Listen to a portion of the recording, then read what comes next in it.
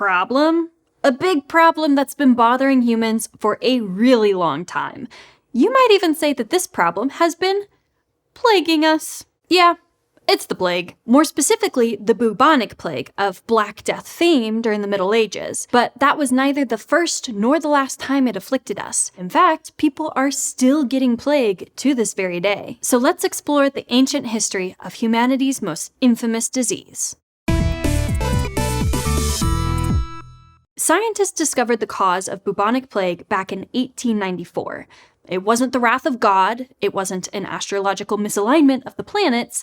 It's a type of bacteria called Yersinia pestis, or Y. pestis if you're in a hurry. You'll notice that 1894 is several hundred years after Europe's medieval era.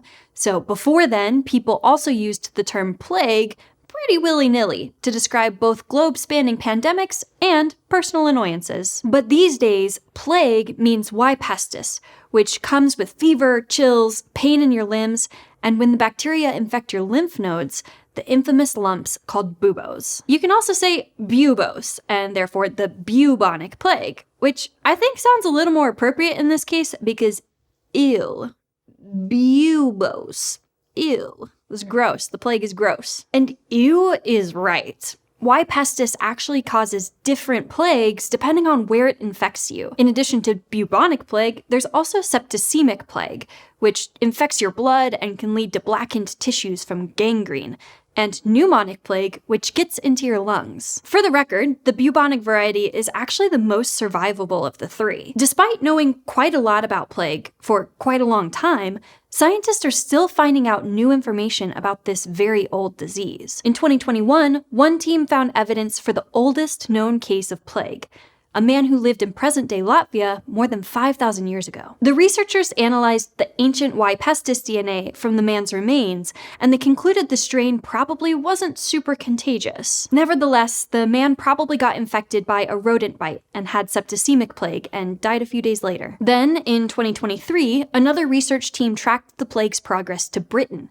4,000 years ago. They found Y. pestis DNA in the teeth of people buried at 2 different sites on the island, about a 4.5-hour drive apart. This specific strain of plague is called the Late Neolithic Bronze Age lineage, or LNBA for short. Between roughly 2900 to 500 BCE, it appeared all over Eurasia, from Mongolia to Western Europe. But it's a bit unclear how it managed to do that. This seems to be a few centuries before Y. pestis developed an adaptation that vastly improved its ability to hitch a ride and spread via flea bites. That adaptation was a brand new gene called YMT, which one lucky Y. pestis cell acquired from an interaction with some other microbe's DNA, and then passed it on to all of its descendants. YMT helps the bacteria survive in a flea's digestive tract. While Y. pestis was still infectious without it, it wasn't infecting people directly through flea bites as much. A different study, published in 2025, may help explain things, because researchers found some LNBA-era plague DNA in the bones of a sheep from the modern-day Russian region of the Eurasian steppes. This was a domesticated sheep, and its variety of plague had a close genetic match to samples from infected humans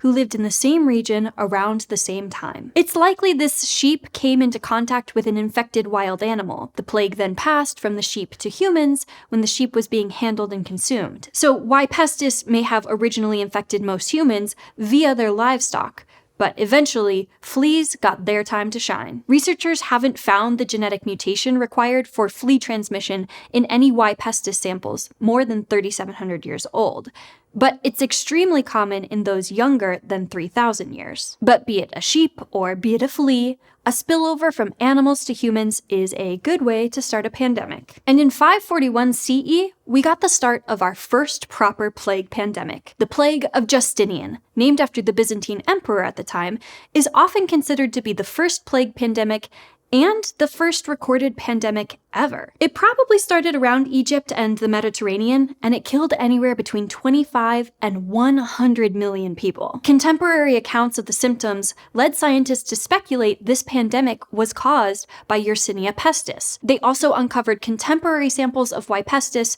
but some researchers felt those weren't close enough to the outbreak's supposed epicenter to be definitive proof. It wasn't until 2025, and the bacterial DNA hiding in 8 teeth unearthed from a mass grave in Jordan, that they decided, yeah, It was definitely plague, guys. Now, the Plague of Justinian was not a one-and-done incident. The initial round of outbreaks lasted until about 549 CE, but the particular strain of Y. pestis behind it stuck around for 2 more centuries. It triggered another 18 or so waves of plague outbreaks. Then it disappeared. This seems to be a common pattern for plague. Any given strain tends to die out after just a few centuries, most likely due to anyone with a natural genetic resistance to the disease surviving and passing that on to their offspring. Over time, this would increase the population's overall resistance, reducing disease spread. But as history knows, Yersinia pestis wasn't even close to being done with us. You know what else isn't done with us? The economy. So here's an ad. Gracias, Babbel, for supporting this SciShow video. Yesterday, I was on a train. I ended up sitting next to a mother and son who spoke Spanish with each other, navigating a train that made all announcements in English. And they spent the whole ride playing on an app that taught them yet another language. These guys really get it. Language opens up more of the world to us, and there's no limit to how many languages we can learn and appreciate. In just 3 weeks, you could start speaking another language. With Babbel, you can learn Spanish and Turkish and Dutch and Indonesian and more.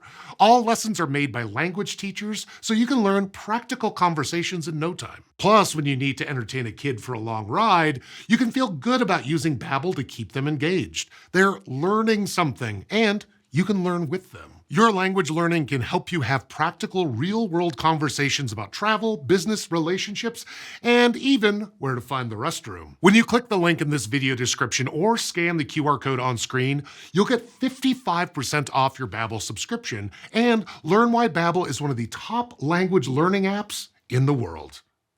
In 1346, the Black Death kicked off humanity's second plague pandemic. Scientists have tried to track down the origins of the Black Death for centuries. The stories used to go that it started in China and quickly spread down the Silk Road to Europe. It turns out those stories were just that. Stories, originating from a 14th century poet who wrote about a fictional trickster spreading the plague from China to the Mediterranean. Even though this particular tale was never meant to be taken as fact, its author did later write historical pieces. People apparently mistook his trickster tale for history as well. So if you've ever felt bad because a movie taught you something very wrong about history, you can take comfort in the fact that one of your ancestors probably experienced something similar. Fortunately, we now have modern tools to analyze ancient Y. pestis DNA, and by analyzing how mutations accumulate over time and space, and the power of statistics, researchers can identify where certain genomes are most likely from. In a study in 2022, researchers collected ancient DNA from 14th century plague victims. They sequenced the plague genomes that they found in the bodies and compared those to other genomes of known geographical location. Turns out, this strain of plague probably got its start in Central Asia, not China. Even though the Black Death only lasted a handful of years, it managed to wipe out at least 1/3 of Europe's population. So many people died that the remaining population passed along a very particular set of genes that protected their descendants. Which is great, although not always. Some versions of these plague-protecting genes are also associated with an increased prevalence of autoimmune disorders. So if you've got Crohn's disease and a European ancestor, congrats on probably being a direct descendant of a plague survivor. Now, I did say the Black Death kicked off the second plague pandemic. In fact, that pandemic didn't end until the 1800s, and genetic evidence reveals Y. pestis probably re-entered Europe multiple times over the centuries. In which case, there was probably a reservoir of this specific strain outside Europe, likely involving some kind of rodent. A reservoir is a niche in the environment where a disease can hang out, multiply, and continue existing in the wild. They're super important for understanding the existence and spread of plague, because it's not just the fleas that we have to worry about. It's also the animals the fleas feast on. With the movement of both people and animals, the Black Death strain kept circulating throughout Western Europe. Along the way, natural selection did its thing, and one Y. pestis strain split into 2 major lineages. One of them is the evolutionary ancestor to all modern strains of plague, which we'll get to in a moment. The other lineage died out by the 1800s. The exact reasons for this extinction aren't totally clear. Some scientists think that this branch of the Y. pestis family tree evolved to hang out in an animal reservoir that no longer exists. Another hypothesis has to do with the genetics of the plague strains themselves. In both of the pandemics we've talked about so far, the Y. pestis strains evolved to be less deadly after about 100 years. According to a paper published in 2025, this decrease in mortality is associated with fewer copies of a gene called PLA. The PLA gene helps Y. pestis fly under your immune system's radar until it reaches your lymph nodes. So if you're Y. pestis, it sounds pretty nifty to have as many copies of PLA as possible in your DNA, right? Well, when the plague strain has more copies of PLA, it's more deadly more quickly. So the host doesn't have as much time to spread the disease to others. Meanwhile, when there are fewer copies of PLA, the host lives longer, and the disease is less severe, so it can pass on to more hosts. In other words, there's an evolutionary advantage for the bacteria to stop having so much PLA, but not everyone agrees with this PLA hypothesis, so the jury's still out. As for the Black Death lineage that kept on cooking, in the late 19th century, a third plague pandemic broke out in Yunnan, China. It spread all across Asia, then globally until the 1950s, causing 12 million deaths in a century. Thankfully, we are not currently in the middle of a plague pandemic.